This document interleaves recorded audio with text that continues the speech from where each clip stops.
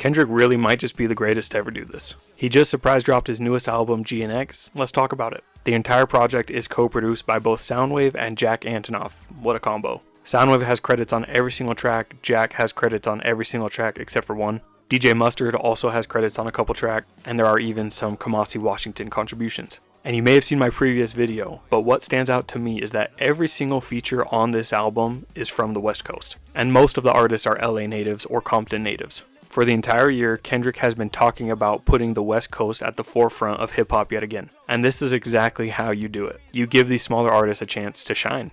GNX is the perfect album length in my opinion, 44 minutes long, as opposed to his previous studio album release, Mr. Morale, which was an hour and 18 minutes long, and like triple the depth and complexity of GNX. Mr. Morale was very emotionally heavy, and I think that's why not a lot of people are revisiting it, at least not as much as they do other Kendrick albums. In contrast, GNX feels like Kendrick was just having fun again. In a way, it felt like a victory lap for the insane year that he had in 2024.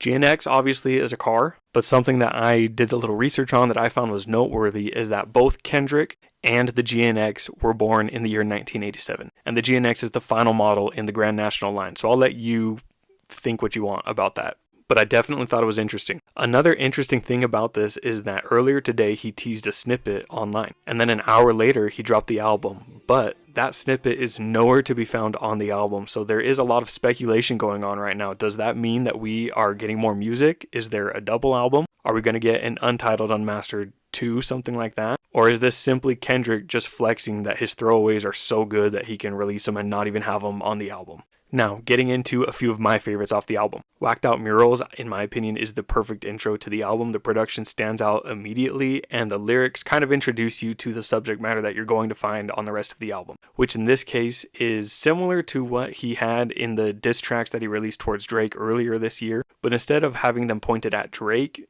it's more at the industry as a whole, and dealing with Kendrick's role in the industry. Squabble Up is the snippet that we have had for months now. I'm so happy that we got it on the album. The SZA feature on this track is just out of this world. Reincarnated is a fan favorite, I can already tell. I think because it is reminiscent of old Kendrick. It has super great lyricism. I love the piano-based production. TV Off goes so hard. On like my second or third listen of the album today, I was driving and I was on the freeway going like 25 over the speed limit because this track just has that type of energy. I didn't even realize it. And I can't tell if in the future I'm going to get sick of hearing Kendrick yell mustard. I honestly don't think so. But as far as strictly bars go on the album, Heart Part 6 has to take the cake in my opinion. The storytelling is just immaculate on this track as Kendrick reminisces on the come up of TDE and looks towards the future of himself as an executive. It just is such a well put together album. I don't think that it's crazy for people to say that it's an album of the year contender. I agree with them.